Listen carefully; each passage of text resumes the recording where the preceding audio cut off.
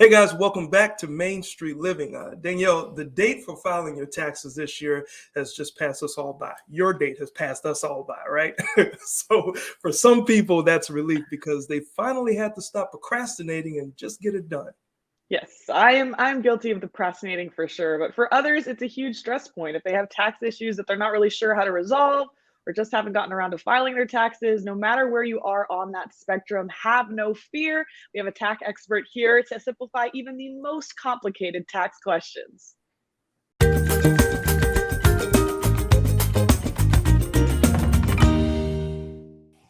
Please welcome in tax attorney Adam Brewer. Adam, thanks so much for joining us on Main Street Living again. Yeah, great to be back. Thank you. So Adam, if you owe taxes that you're not really sure how to pay, is it better to still file on time or wait until you have enough money to pay those? Yeah, this is a great question, but fortunately, the answer is pretty straightforward as far as tax answers go. So yeah, always file on time if you can, or if you're not going to make that April 15th deadline most years, request an extension, get out to October 15th. But yeah, always file on time, and here's why: because if you miss the filing deadline, IRS is going to charge you 5% per month late filing penalty. Whereas on the other hand, if you file, even if you owe taxes, they only charge you 0.5% per month. So really the penalty for filing late is 10 times larger than the penalty for paying late. So always file on time if at all possible. Okay. So with filing on time, clearly no one wants to end up owing taxes, Adam. So what are some tips for figuring out how much we'll owe each year, and so we can try to avoid those big tax surprise bills? Yeah, no, absolutely. So if your income is relatively the same as the prior year, you can always use that prior year's tax return as kind of a benchmark.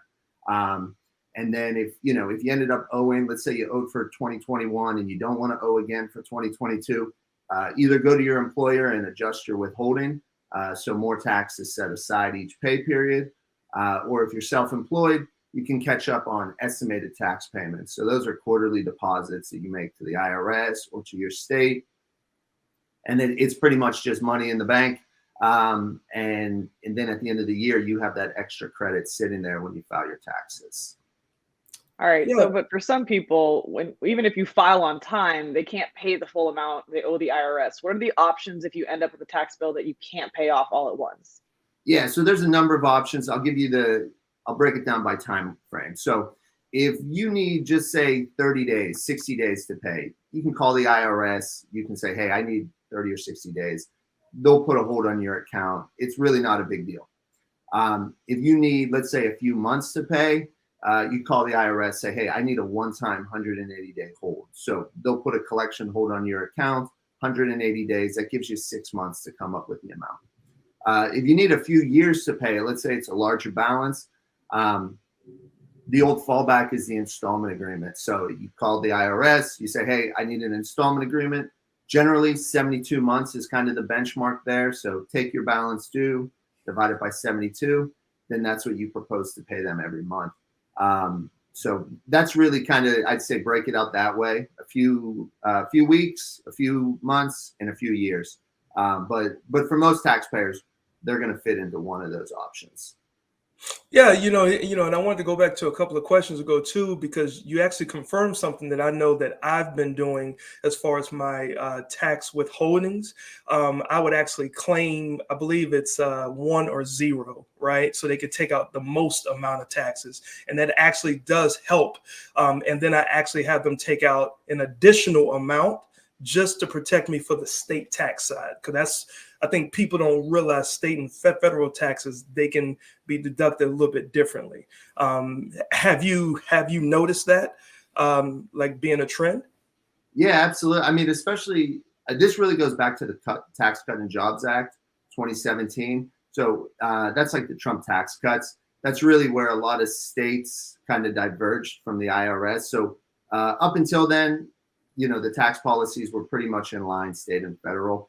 Then the Tax Cut and Jobs Act. So you have states like California, New York, who say, you know what, we're gonna kind of stick with what we were doing. And then the IRS went off on sort of a new path there. So definitely something that you touched on is super important is, yeah, state and federal, they're not always going to be, in step in that way. So make sure that you have enough tax withheld federal and state. Got you. So Adam, what solutions can you offer someone who really has a big bill that they won't be able to pay off in just a few months? Yeah. So if it's a bill, let's say not even a few months or a few years, if it's just an amount, you go, you know what, I'll never pay this off, not in 10 years, not in my lifetime. That's really where we want to look at like doing a settlement. So we call that the offer and compromise. And that's really where we go to the IRS or to the state and we say, look, here's the income, here's the expenses, here's the assets, here's the liabilities, and figure out what the true collection potential is. And then we offer that amount as a settlement to the IRS or to the state. And that's really the best way to cut into a massive tax bill. Rather than just treading water through collection holds, through installment agreements, you really just say, hey, let's hash this out once and for all and make a settlement to them.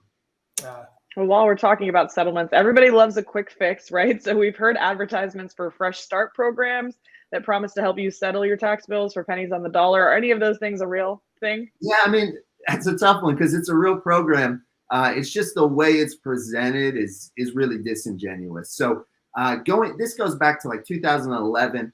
IRS changed the way that they consider settlements on these big tax bills, and they called it the Fresh Start program.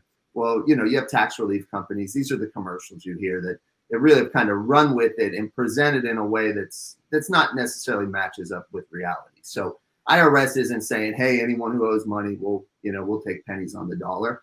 But if you're a taxpayer that truly has one of those bills that you'll never be able to pay off, or it's just an extraordinarily large number, then we can get a settlement for you. But yeah, it's not something where they're just handing out settlements to every taxpayer that calls. Good Got to you. Well, when it comes to the fresh start, how can viewers find you to get a fresh start if they have any tax questions? Yeah, so if anyone has tax questions, excuse me, they can find my website at triumphovertax.com or give me a call at 619-591-9500. Thanks so much, Adam. All right, thank you. All right, Adam Brewer, always here to give us some great tax tips. We're going to keep the tips going, though. Next up, tips for your mental well-being.